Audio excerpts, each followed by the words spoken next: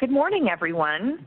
My name is Jackie Wernz, and I'm excited to welcome you all here with us today for a discussion of the many exciting things happening at the intersection of religion and schools. For those of you who are not familiar with Franczek P.C., we are a boutique law firm located in Chicago. We focus on labor, employment, and education law. We partner with schools, colleges, and universities across the state of Illinois and the Midwest on the full range of legal issues facing schools. One of the hot topics we've been keeping our eye on recently is religious issues in schools. So we're excited to delve into these topics a bit more with all of you today. Before we get started, a little information about us. Brianne, Dunn, and I are both attorneys on the education practice team at Franczek. Bree has experience with the issues we're going to discuss today, first as a public high school and charter school teacher, and then as lead counsel for the Noble Network of Charter Schools, which is one of the largest charter school networks in the country. In those roles, Bree had a front row seat for the challenges that religious issues can create for school employees.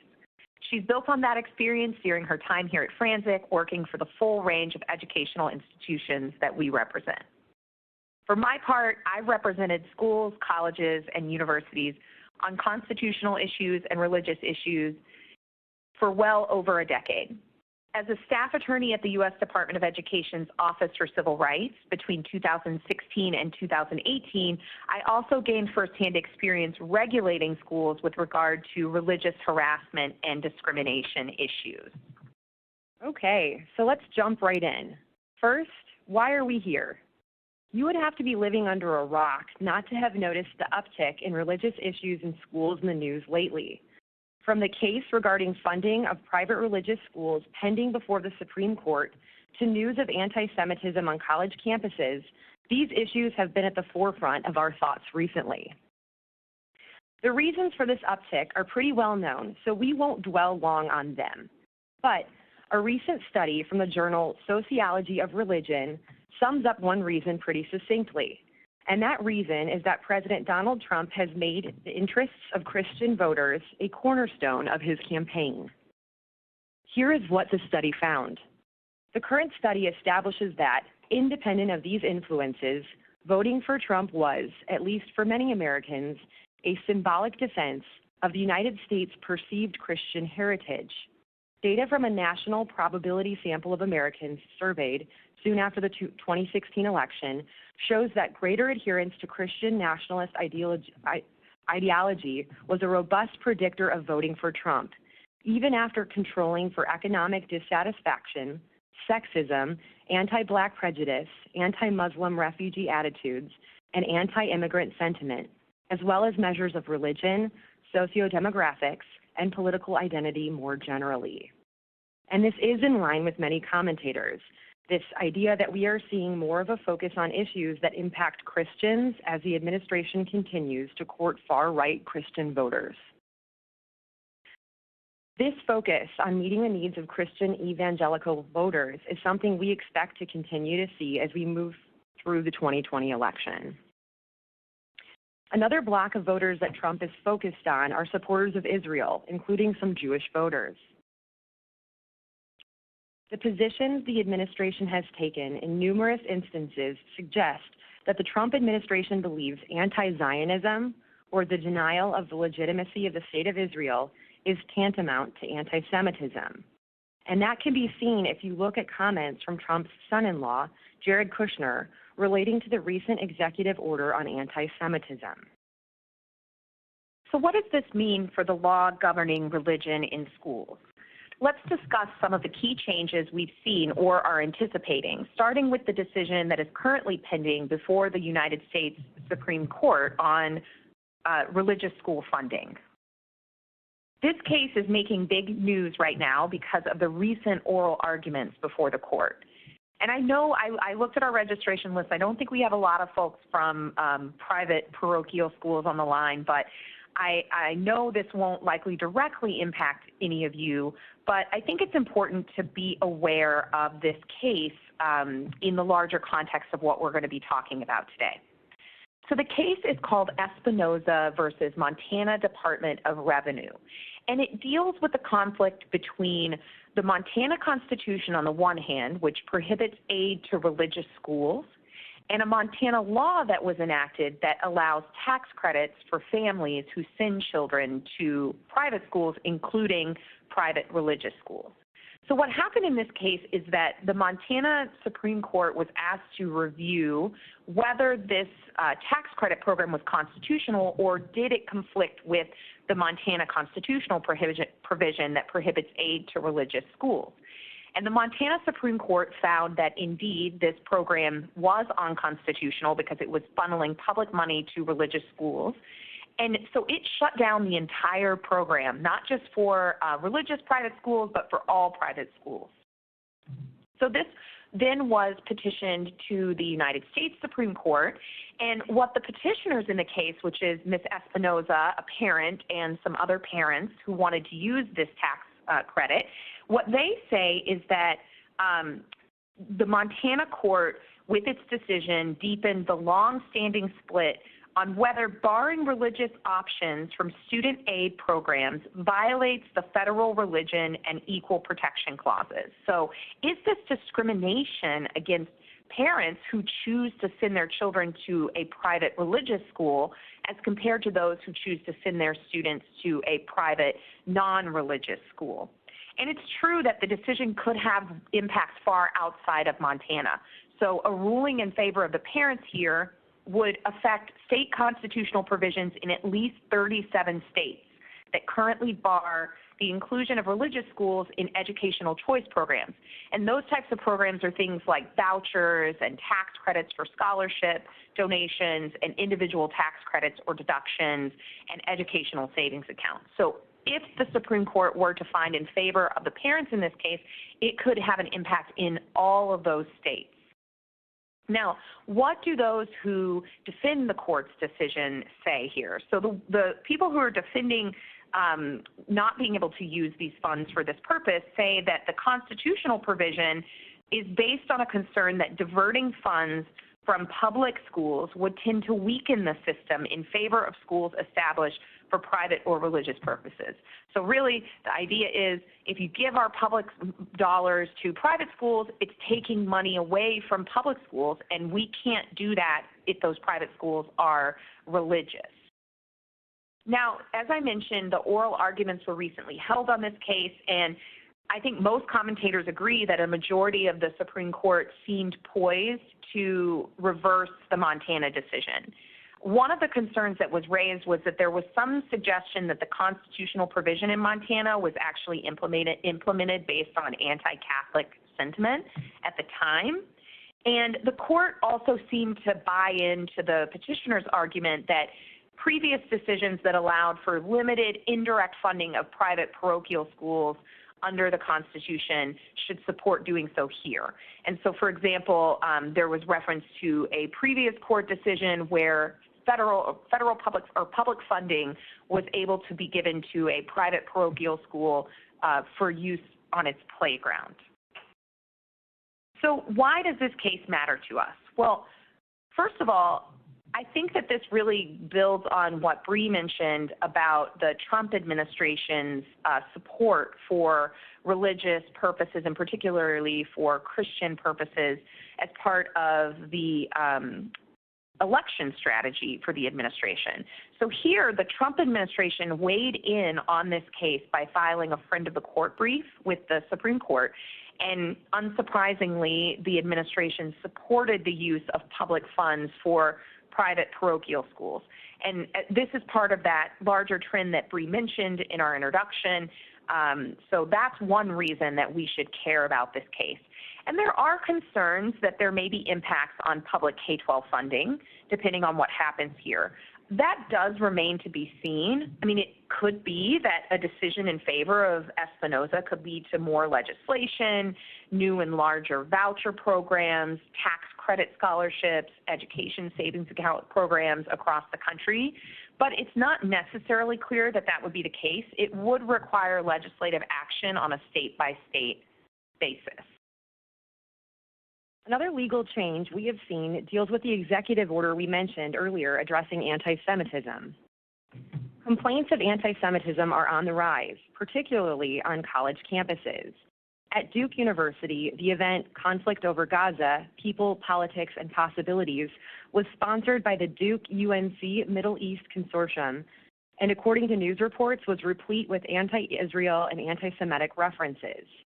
At Vassar College, pro-Israel activist Hen Mazig gave a presentation on indigenous Jews of the Middle East. Students protested outside chanting, "From the river to the sea, Palestine will be free," so loudly Mazig had to stop speaking until they left. On December 11, 2019, President Donald Trump signed an executive order declaring his administration's commitment to enforcing federal racial anti-discrimination provisions against discrimination rooted in anti-Semitism. Contrary to initial reports, the executive order combating anti-Semitism does not redefine Judaism as a race or nationality. The order suggests, however, that federal regulators may consider claims by students that the state of Israel is racist or should not exist to be discrimination on the basis of national origin. This is not an entirely new approach by the administration. The U.S. Department of Education's Office for Civil Rights, or OCR, has long interpreted the federal law prohibiting discrimination on the basis of race, color, and national origin, Title VI of the Civil Rights Act of 1964, to apply to discrimination against Jewish students. Since OCR's 2010 Dear Colleague letter on harassment and bullying issued under the Obama administration, OCR has warned that anti-Semitic harassment can trigger responsibilities under Title VI, even though Title VI does not cover discrimination based solely on religion. This is because Jewish individuals may face discrimination on the basis of actual or perceived shared ancestry or ethnic characteristics, which is covered by Title VI. Thus, harassment against students who are members of any religious group triggers a school's Title VI responsibilities when the harassment is based on the group's actual or perceived shared ancestry or ethnic characteristics, rather than solely on its members' religious practices. The administration's recent executive order does not change this standard or the situations in which anti-Semitic discrimination is covered by Title VI. It specifically echoes the Obama-era guidance. While Title VI does not cover discrimination based on religion, individuals who face discrimination on the basis of race, color, or national origin do not lose protection under Title VI for also being a member of a group that shares common religious practices. Discrimination against Jews may rise to a Title VI violation when the discrimination is based on an individual's race, color, or national origin. The executive order does direct executive departments and agencies charged with enforcing Title VI, including OCR and the Department of Justice's Office for Civil Rights, to consider the definition of anti-Semitism adopted by International Holocaust Remembrance Alliance and the IHRA's contemporary examples of anti-Semitism to the extent that any examples might be useful as evidence of discriminatory intent. One of those contemporary examples is denying the Jewish people their right to self-determination, or by claiming that the existence of a state of Israel is a racist endeavor. The fact sheet that accompanied the executive order also refers to a disturbing trend of rising anti-Semitism in the United States, particularly in schools and on college campuses. The fact sheet specifically refers to the Boycott, Divest, Sanctions, or BDS movement, through which students rally against their college or university's financial connections to companies that do business with Israel. These references have led concern from critics who fear a crackdown on what many see as free speech regarding an issue of growing controversy on American campuses. So, what are the practical takeaways? It is unlikely that the guidance will have a significant impact on how OCR defines anti-Semitism, except for in the very limited circumstances where comments on Israel are at play. In these limited circumstances, we have an interesting paradox. OCR loves the First Amendment. It has been beating the free speech drum since President Trump took office. Yet, as many commentators have pointed out, the new definition of anti-Semitism that the administration is using seems to butt heads with First Amendment free speech ideas. It remains to be seen just how OCR will interpret the executive order's reassurance that nothing in the order should be construed to diminish or infringe upon the rights protected under any provision of the law, including presumably the First Amendment. But I think it's going to be a difficult, twisted position that OCR finds itself in if it takes action against schools based on anti-Israel speech, which is among the most purely political speech that is the most protected by the First Amendment. Yeah, I think that can't be stressed enough as far as what is I would say the confusion or the conflict that's perceived with this change, which is, remember what we're talking about here is race and national origin discrimination. And so essentially what is being said is that if you criticize the political entity of Israel, that is tantamount to racial harassment or discrimination. If you think about if, for instance, someone were to call a black student the N-word, there's no political basis behind that whatsoever. It's hate speech. On the other hand, if a individual was to say that they take issue with the political actions of Israel, there can be some political description given to political understanding of that argument. And so that's really where this question is going to come into play. And I don't think we know what or how OCR is going to handle this, but I do know from talking to people within the agency that these cases are definitely on the rise. So we are keeping our eyes out. That's absolutely right. We anticipate seeing an uptick in complaints involving Jewish complainants, and from what we've heard over at OCR Chicago, this is already happening. As a result, it becomes particularly important for your team to handle with care any complaints of misconduct toward Jewish students, particularly if comments about Israel are involved. It remains to be seen just how OCR will interpret the executive order's reassurance that nothing in the order shall be construed to diminish or infringe upon the rights protected under any provision of law, including, presumably, the First Amendment. Now, more than ever, individuals tasked with investigating and otherwise responding to complaints of discrimination and harassment based on race, color, and national origin should refresh themselves on the fundamentals of Title VI and the First Amendment. For more information on training requirements and options, contact one of us or any other Franczek attorney. And you know, I think many complaint managers at schools and non-discrimination coordinators are very adept at handling complaints of race discrimination, but this is just one of those areas where, you know, call your legal counsel because this is a very hot issue, and you don't want to be the test case for, you know, how it's handled. So the next topic that we have seen movement in recently relates to prayer in schools. So on National Religious Freedom Day, which this year was January 16th, the White House announced initiatives aimed at addressing perceived discrimination in education against students and institutions based on religion. So first, President Trump announced new guidance to protect the rights of elementary and secondary students and teachers to freely exercise religion, including to pray in schools. And so what this guidance basically said is that to receive funds under the ESEA, a school district is going to be required to certify in writing to its state educational agency. So, for example, in Illinois, the Illinois State Board of Education, that no policy of the school district prevents or otherwise denies participation in constitutionally protected prayer in public elementary and secondary schools.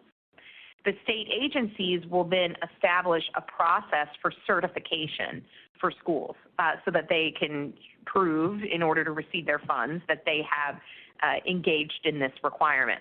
And the information has to be provided to the state agency by October 1st of each school year. The guidance also requires that the state agencies, so ISB for example, will then notify the Federal Department of Education each year of any school districts that have, number one, not filed the certification, or number two, been the subject of a religious discrimination complaint to the state agency or via lawsuit. So the guidance requires these two things to be reported to the Department of Education.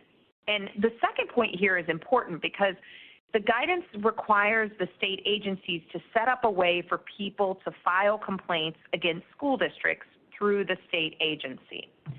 And so essentially, I think, again, we're going to see some upticks in complaints on this issue. Now, the guidance then goes on to discuss the law. When can students pray and when can teachers pray in school? And we do have a comment here from a dear friend who says they can already pray. In fact, in Illinois, we have to give them a few minutes for silent reflection, and that is true. This guidance, though, is delving deeper than even that. It does discuss moments of silence, but it also is it's going to discuss a number of other things as well. So let's run through what the guidance says about the law and what is allowed under it. So the guidance reminds us that prayer in school is governed by the First Amendment, and the First Amendment really has two prongs to it. On the one hand, it actually has three, but two that are relevant here. On the one hand, it prevents the government from establishing religion, but on the other hand, it also protects privately initiated religious expression and activities from government interference and discrimination. So what this means is schools can't endorse religion, and that is going to allow and in some circumstances require that schools limit some religious speech, because if they don't, there might be a concern that they're endorsing one religion over another. But it doesn't reach everything, because that language about protecting privately initiated religious expression means that you can't limit some speech in public schools, and you must know the difference. So let's talk through some examples from the guidance of what students and staff can and can't do under the First Amendment. We know from the guidance and general First Amendment principles that teachers and other public school officials acting in their official capacities may not lead their classes in prayer, devotional readings from the Bible, or other religious activities. Notice this is different than teaching in a history class or teaching a religious text in a literature class. School officials may not use their authority to attempt to persuade or compel students to participate in prayer or other religious activities. Some other examples from the guidance, a public school that invites a rabbi to deliver prayer at a graduation ceremony violates the First Amendment because the conduct is attributable to the state and applies subtle coercive pressures where the student had no real alternative, which would have allowed her to avoid the prayer. On the other hand, nothing in the Constitution prohibits any public school student from voluntarily praying at any time before, during, or after the school day. Students may pray with fellow students during the school day on the same terms and conditions that they may engage in other conversation or speech. Students may also speak to and attempt to persuade their peers about religious topics, just as they do with regard to political topics. Also, students may pray when not engaged in school activities or instruction, subject to the same rules designed to prevent material disruption of the educational program that are applied to other privately initiated expressive activities.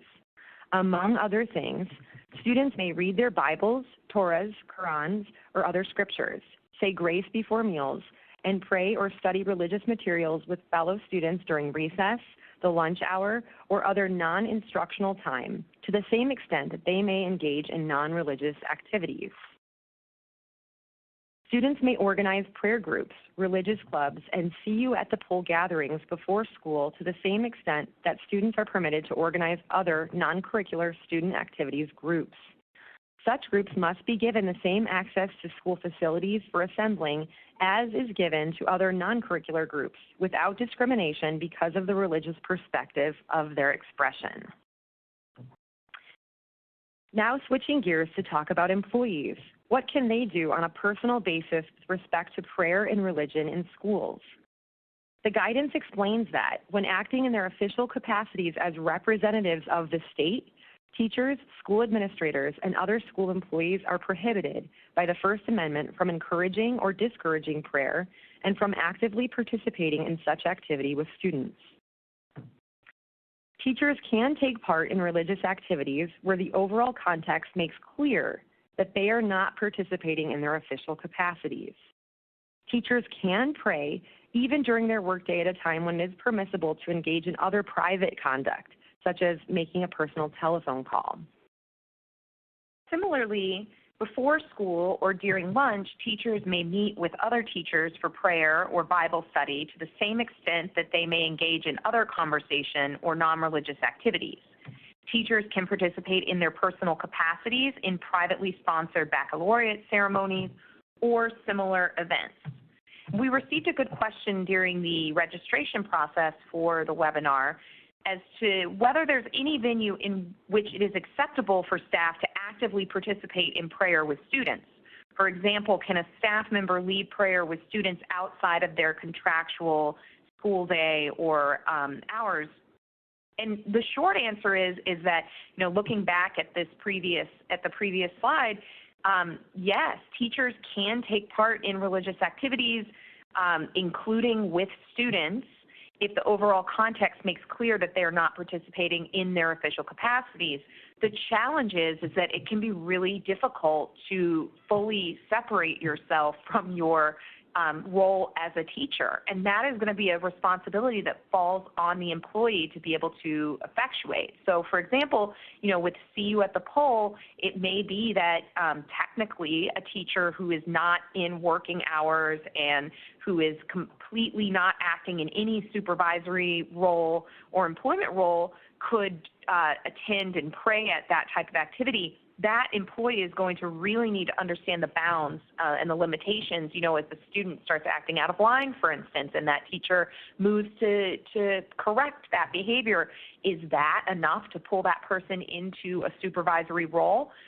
So really, there are a lot of risks here, and with most things in the First Amendment, what we encourage schools to do is to really educate their staff on what the risks are, and then they are, have to be let to make their decision about how they want to proceed.